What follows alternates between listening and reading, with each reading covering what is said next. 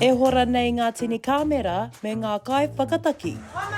E pāho atu nei ki te māku tangata. E whakatīnana ana Te Matatini nei i tā rātou ingoa. Wai mari katoa mātou. Ahakoa he āhua roa ngā rā, ka tai mai mātou i te ono karaka i te ata, ka mutu takiwa o te whitu karaka i te pō. Ahakoa he rangiroa, he wāpoto tonu te āhua Te Matatini. Neke atu i te whitu tekau mano o ngā kaimā takitaki i tae mai i ngā rangi e rima o te whakataetai nei, a i pau katoa ngā tīkiti mo te rangi o te mātangi rua.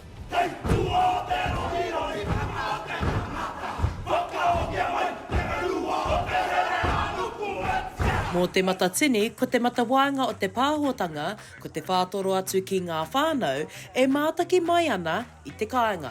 Kua neke atu i te kotahi tau e whakarite ana i ngā āhuatanga mo te pāpāho i tēnei o ngā kaupapa whakaharahara.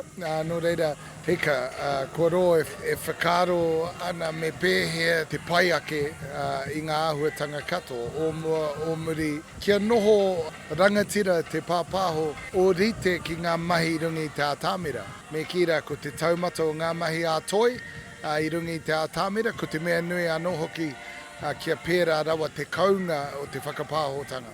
Kua roa nei a Bailey Mackie me tāna kamupene a Pango Productions e mahi ana i ēnei pāhotanga, a koe nei tētahi pūtake o te angitūtanga. Tirohea, ko ngā mihini kei konei rima te kau ngā kaimahi e mahi ana i rungi te whakapāhotanga nei.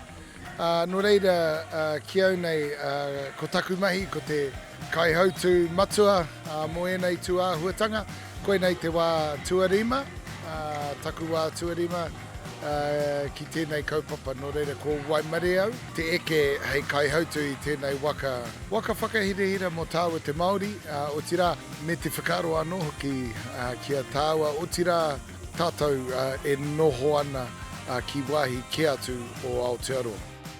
E ai ki ngā tatauranga i te tau 2023 ko tōna tahi irarua miriona tāngata i mātaki mai marunga i te pauka whakaata.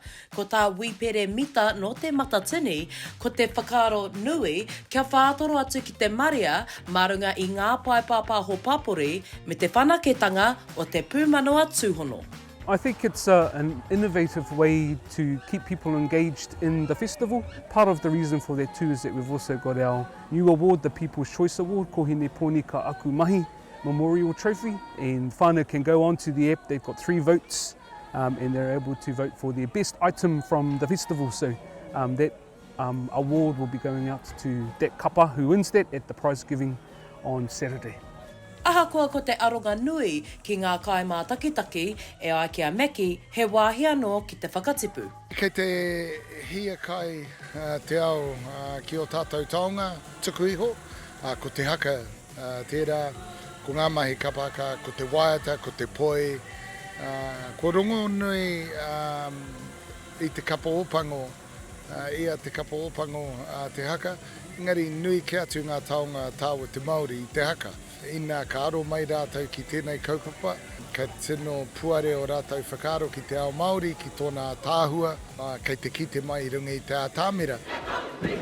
Heoi, ko te reo kia tika, ko te reo kia pono, ko te reo Māori kia rere ki te ao whānui. Shakayla Andrews-Alapaki, Tahu News.